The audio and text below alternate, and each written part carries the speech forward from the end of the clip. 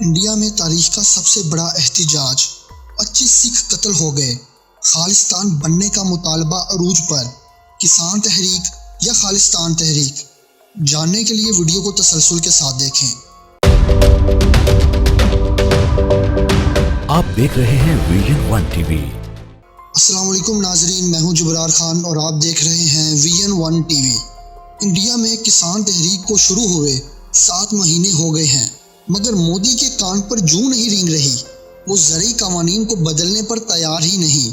सिख के एहतिजाज करने के तरीके को लेकर पूरा इंडिया नहीं, दुनिया भर से क्रेडिट दिया जा रहा है कि वो इतने पुरअमन तरीके से एहतिजाज कर रहे हैं कि उनको लाठियां मारने वाले सिपाही जब वो खाना खाने बैठते हैं तो उन्हें भी बिठाकर खाना खिलाते नजर आते हैं। किसान तहरीक आगाजी तौर पर बहुत छोटी थी, मगर मोदी ने इन पर इल्ज़ामात लगाते हुए कहा कि ये खालिस्तान का मुतालबा करने जा रहे हैं और मीडिया के जरिए प्रोपेगेंडे किए, मगर इसका नतीजा उल्ट निकला। इस तहरीक में अवाम का इजाफा होता चला गया और ये तहरीक बढ़ती चली गई।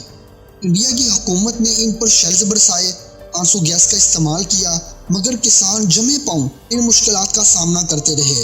अब तो इनकी औरतें भी बाहर आ गई हैं। मामलात उस वक्त मजीद खराब होते नजर आए जब 25 सिख शदीद गर्मी, आंसू गैस और शेलिंग की वजह से कत्ल हो गए। पूरी सिख कम्युनिटी कोई भी समझौता करने को तैयार नहीं। उनका कहना है कि तब तक एक भी किसान नहीं उठेगा जब तक मोदी बात नहीं मान लेता और ज़रई कवानीन में तब्दीली नहीं कर देता। मोदी कवानीन बदलने पर क्यों तैयार नहीं? इसकी वजह उन लोगों को खुश करना है जो कि इसके साथी हैं। ये अंबानी और अडियानी के इशारों पर चल रहा है। इन किसानों का कहना है कि मोदी को अंबानी और अडियानी ने बहलाया है। साथ ही सिखों का ये भी बयान आया है कि काश उस वक्त हमारे बड़े कायद आज़म मोहम्मद अली जिन्ना की बात मान लेते और पाकिस्तान चले जाते तो हमें ये दिन न देखने पड़ते, क्योंकि उन्होंने हमें तभी आगाह किया था कि हिंदू तुम्हारे हकूकों को सल्ब करेंगे और तुम सारी जिंदगी इन्हें खुश करने की कोशिश करोगे, मगर ये तुमसे फिर भी खुश नहीं होंगे। बहरहाल गवर्नमेंट ने किसानों पर रूल्स लागू कर दिए हैं कि वो ज़राअत का सारा सामान कंपनी से खरीदेगी और अपनी फसल भी कंपनी को ही बेचेगी। अगर बाहर कीमत 1900 रुपये है तो कंपनी कीमत 900 रुपये देगी। मोदी के ये असूल देखकर अंग्रेज़ों की ईस्ट इंडिया कंपनी की याद आ जाती है कि उन्होंने किस तरह बरसगीर पर कब्जा किया और किस तरह बरसगीर के लोगों पर जुल्म किया। ये वही तरीकाकार अपनाकर किसानों पर जुल्म करते चले जा रहे हैं। जब मोदी ने ये रूल्स नाफिज करने की कोशिश की तो किसान थोड़ी तादाद में बाहर निकले और इन्होंने अपने हकूक़ का मुतालबा किया, मगर जब मोदी ने किसानों पर प्रेशर डाला तो किसानों ने ये तहरीक शुरू कर दी, जो कि किसान तहरीक के नाम से शुरू हुई और वो अब इतनी बड़ी हो चुकी है कि अब वो खालिस्तान तहरीक बनती नजर आ रही है। किसान अपनी जंग आप लड़ रहे हैं। इन्होंने जनूबी पंजाब को अपना मरकज़ बनाया और अब अपनी खालिस्तान तहरीक को अपनी अलहदगी के तौर पर इस्तेमाल करते नजर आ रहे हैं। वो अपने लिए एक ऐसा मुल्क बनाना चाहते हैं जहां वो आज़ाद हों, लेकिन भारत एक बार फिर से पाकिस्तान पर इल्ज़ामात लगाता नजर आता है। उसका कहना ये है कि ये पाकिस्तान करवा रहा है। आप सोच रहे होंगे कि पाकिस्तान कैसे करवा रहा है। उनका कहना यह है कि पाकिस्तान ISI के जरिए अपने एजेंडों को यहाँ छोड़ा और उन्होंने इस तरीके को शुरू किया।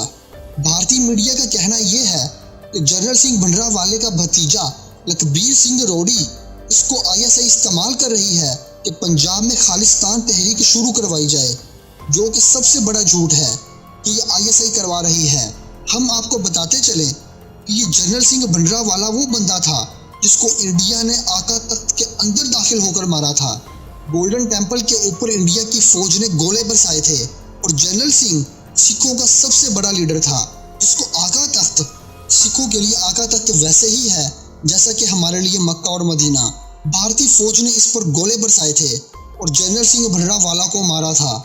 ये कबीर सिंह रोड़ी उसी जनरल सिंह का भतीजा है और जिस हुकूमत में जनरल सिंह भिंडरावाला को मारा गया उस वक्त के इंडियन प्राइम मिनिस्टर को इसी के गार्ड ने मार दिया था।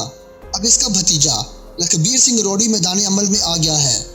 अब ये बंदा दोबारा से खालिस्तान के लोगों को इकट्ठा कर रहा है और इंडिया ये सच मानने की बजाय कि वो सिखों पर जुल्म कर रहा है और उनके हकूक़ सल्ब करने की वजह से वो बगावत पर उतर आए हैं और ये अपनी आवाम को ये कह के मुतमिन करता नजर आ रहा है कि ये ISI करवा रही है।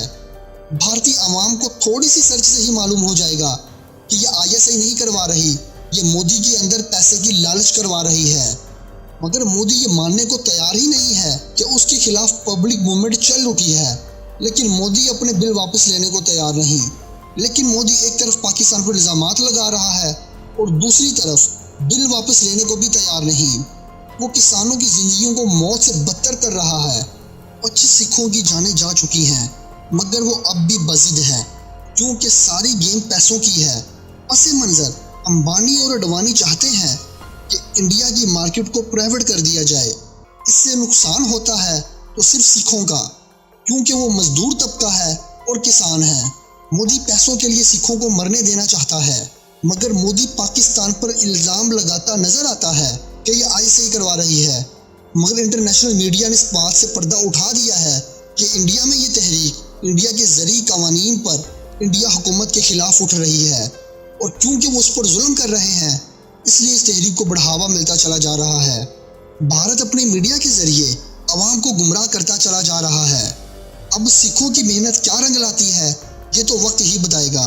इसी के साथ मुझे दीजिए इजाज़त, मिलते हैं एक न्यू वीडियो के साथ। तब तक के लिए अपना ख्याल रखिएगा। अल्लाह हाफिज़।